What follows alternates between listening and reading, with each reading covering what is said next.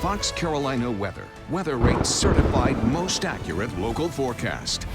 The Florida Keys are being majorly impacted right now by Tropical Storm Elsa. The storm system is packing 60-mile-per-hour winds and is expected to strengthen as it makes its way north toward more of the Florida coastline. That Florida West Coast in its entirety are under tropical storm warnings right now. Tampa could get closest to the center of circulation ahead of its landfall just north of that city. That's expected to happen early tomorrow morning. So they're within 24 hours of a landfall on Florida's west coast. As the storm tracks inland, all of these computer model projections on our spaghetti plot here are showing consistency in the Midlands and the I-95 corridor for having the storm track right over it. So for South Carolina, the storm will be weakening down to likely a tropical depression with 35-mile-per-hour winds as it moves over.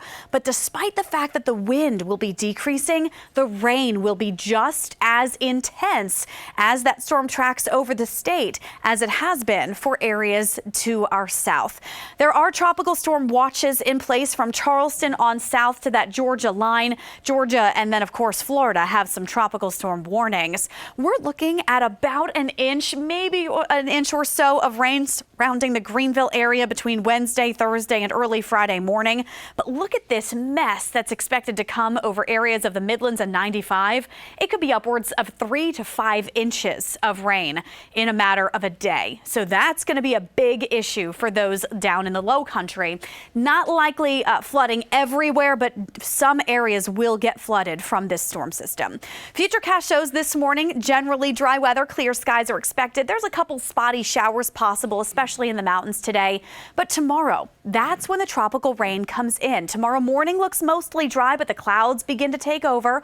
Tomorrow afternoon, we get scattered rain. It's not going to be all that intense on Wednesday. We're still far enough away from the storm center Wednesday afternoon that it's more of a typical day with showers and storms. Now, Thursday is when things really start to intensify. You'll notice, especially south and east of the I-85 line, that dangerous rain, that blinding rain starts to come down. It's going to mainly hover toward the Midlands, the Columbia and Charlotte areas, but we will hold on to rain just about all day Thursday, staying soggy through the evening.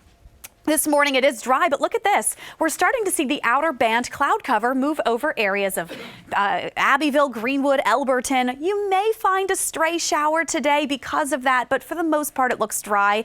60s and low 70s are expected right now. It's aiming for a 91-degree temperature in the upstate today and more humid than what we've been feeling. North Carolina also humid and hot today, reaching 85 degrees. So as I rate your day on the Carolina Sky Meter, this is as good as it's going to get this week, an 8 out of 10. Tomorrow's more like a 6. Then we're dropping it to a 4 for Thursday, as that's when the biggest rain potential comes from Elsa. Now, as we see that rain and storm activity build in tomorrow and especially Thursday, highs hold back into the low and mid 80s. It starts to heat back up again from Friday into the weekend as your typical summertime showers pop up each afternoon.